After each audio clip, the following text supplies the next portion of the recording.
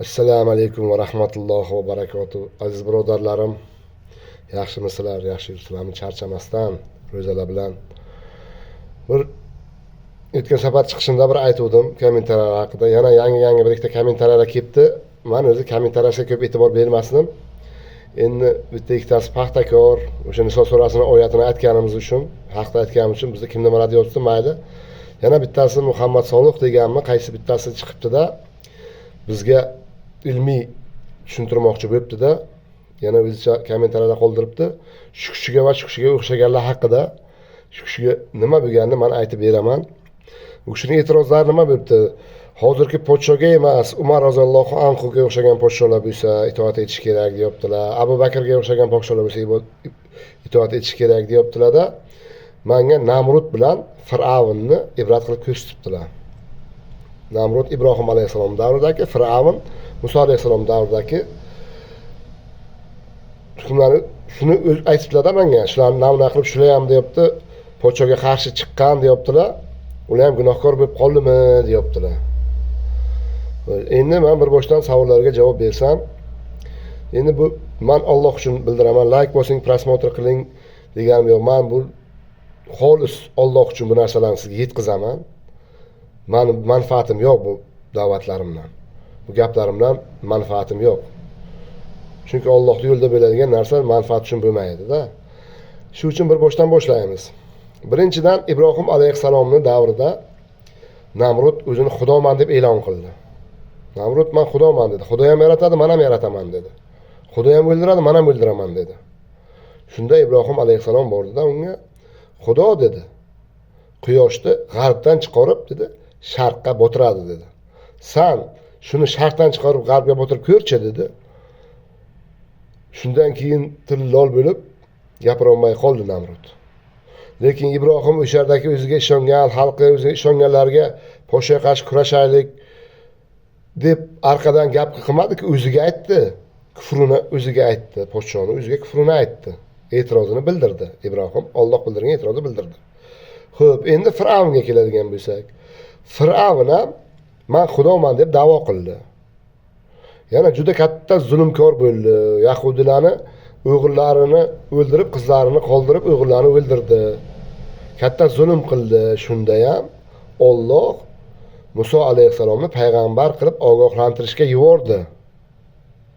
Payg'ambar bo'lib ogohlantirdi. U davrda ko'p xudolik bor edi. O'zimizda xudolar, o'sha o'zimiz Misrda xudolari bor deydi. Yakka xudolikka iymon keltirmas edilar. Uni zulmkor podsho edi u, Fir'avn, zulmkor. Xudoman degani uchun Xudo unga bildirdi.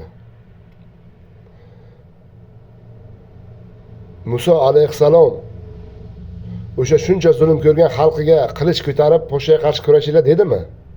Ayting, o'sha sizga aql beradigan, o'sha sizga aql oladigan, o'rganadigan domlalaringizdan so'rangchi.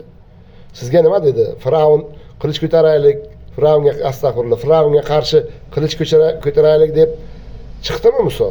Yo'q, Muso sizga Allohning oyatiga 100% ishoning va itoat eting dedi. Va itoat etdi. Musoga ergashganlar. Va Alloh ularni zulmdan olib chiqdi. Mantiq shu. Oyatda Alloh aytibdi, podshoni Alloh qo'yadi. Agar podsho haddidan oshsa, Alloh o'zi jazosini beradi. Mantiq shu, hukm shu. Endi siz sizlarga o'xshadigan gapirgan gapini uchun mana so'rayman sizlardan. Bizni yurtda Allohning qaysi hukmiga qarshi chiqibdi podsho?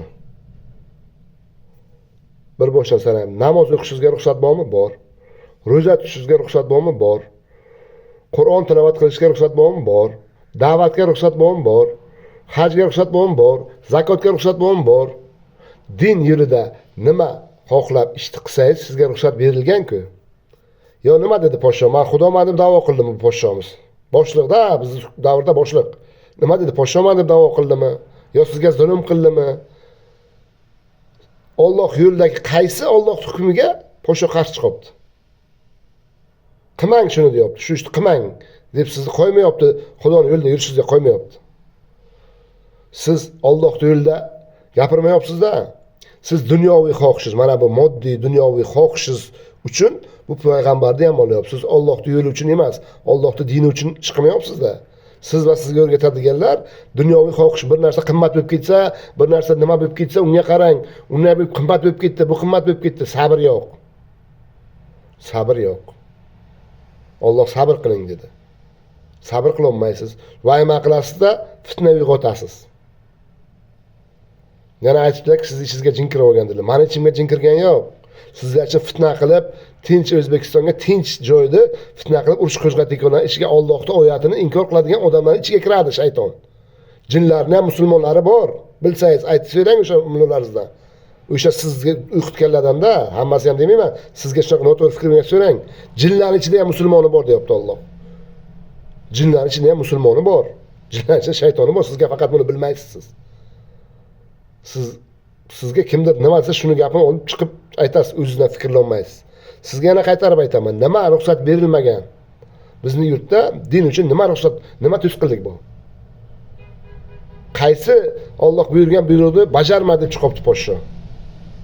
Siz ayting, Qur'onlik qilishingizga to'sqinlik qilyaptimi? Namoz o'qishingizgami? Nimaga? Tarobiy qilagacha ruxsat berilgan-ku, hamma narsaga ruxsat berilgan-ku dinda.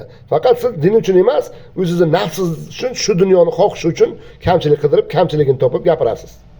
Siz Alloh yo'lida gapirmaysiz-da. Sizda nafsingiz yo'lida gapirasiz. Men sizga bir narsani aytib qo'yay. Shunaqa fikrlaydiganlar. Siz bu itoatsizligingiz bilan bu podshoga emas, siz Allohga itoatsizlik qilyapsiz. Chunki Allohning oyatini inkor qilyapsiz. Alloh buyuryapti sizga. Itoat et deyapti. Biror narsada tortishsang deyapti. Qiyomatga qoldir deyapti. Siz yo'q deyapsiz. Shu dunyoda e'tiroz qilyapsiz. Shu dunyoda yo siz aytadigan ustozlaringiz oyatdan ham ko'rmasa, Allohdan ham ko'rmasa bilaman deb da'vo qilyaptimi? Allohning hukmida yurmang, Allohning oyatiga inkor qiling. Oyatning hukmida yurmang deb da'vo o'rgatyaptim sizni. Ustozlaringiz. Men yana aytaman, oyat bor. Yashab yurgan yurtingda deyapti. Din uchun urushmasa, dinga to'sqinlik qilmasa, seni o'z yurtdan quvmasa, o'sha dinni, o'sha yurtda odamga yaxshilik qil deyapti. Bu ham oyat. Bu ham Xudoning hukmi. Alloh yaxshilik qilishni to'smaydi deyapti. Nima siz nimaga e'tiroz qilyapsiz? Siz din uchun emasda, Alloh uchun e'tiroz qilmayapsiz-da.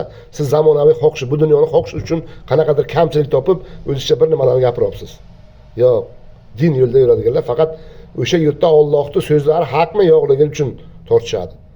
Shu podsho agar namoz o'qimanglar, ro'za tutmanglar, hajga bormaysizlar, ro'za tutmaysizlar, zakot bermaysizlar desa, sizning gapingiz to'g'ri keladi. Lekin hamma narsani sharoit yaratilgan yurtda bunaqa fitnaga yo'l yo'q. Asli fitnani chiqarganlar kufr.